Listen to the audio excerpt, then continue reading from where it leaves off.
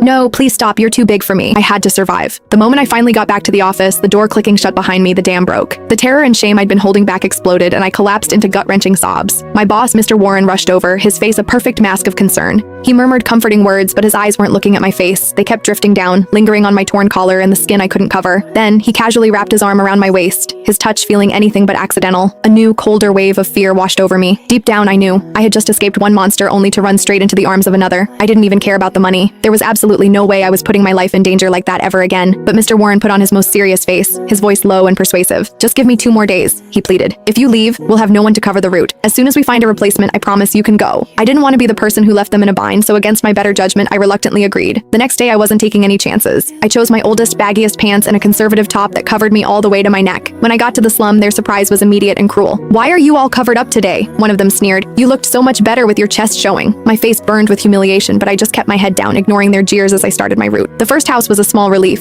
The man had a wife who glared at me from the doorway, so he barely gave me a second look. But my heart was pounding in my chest thinking about the second house, the one with the single man who had acted like a starved dog the day before. My plan was to just throw the contraceptives inside and run for it. I was just a few feet from the door when I felt strong arms clamp around me from behind, lifting me clean off the ground. Before I could even scream, I was being dragged into the suffocating darkness of the house. My eyes struggled to adjust, and when they did, my blood turned to ice. It wasn't just him. There were 4 of them in the room, their shapes little more than shadows in the gloom. All I could see were 4 sets of gleaming white teeth, a terrifying smile in the darkness. Panic seized me, and I clutched my arms to my chest. "What? What are you doing?" I whispered, my voice trembling so hard I could barely speak. The man in front sneered, his voice a low growl. "None of us have wives. You keep bringing us these little packages, so now you're gonna help us use them." It was so insane it didn't feel real, but I knew arguing with monsters like this was pointless, so I tried to sound braver than I felt. "Stay back," I warned, my voice shaking. "What you're doing is illegal, you can't do this." They just laughed. My warning was completely useless. The leader grabbed me again, hoisting me up effortlessly as 2 others wrenched my legs apart. "You wore a skirt yesterday, why the pants today?" one of them taunted, his breath hot on my face. "Were you waiting for us to take them off for you?" My head felt like it was going to explode. "Let go of me right now," I screamed, kicking and fighting with everything I had. But in the next instant, I felt a terrible tearing sound as they ripped my pants off, exposing my bare legs to the cold, musty air. One of them reached his hand between my thighs, his fingers violating me with a horrifying speed. A sickening warmth coiled deep in my stomach, a sensation my body produced without my permission. To be held up in the air like that, exposed and helpless, filled me with a shame so profound it had no name. They tore the rest of my clothes away until I was completely naked, held up in the air by their rough hands. I felt a traitorous tingle run through me, a wave of unwanted physical response that made me feel like I was drowning. "And you say you don't want it?" the leader sneered. "Your panties are soaked. You're dying for this." Then he stood between my legs, revealing himself. My breath caught in my throat. It was so impossibly big, I knew I couldn't take it. A single terrifying thought screamed through my mind. "He's going to tear me apart." "Please, no," I begged, the words barely a whisper. "You're too big. I can't handle it. You'll kill me." But he just gripped my thighs tighter, and with a brutal, devastating force, he thrust forward.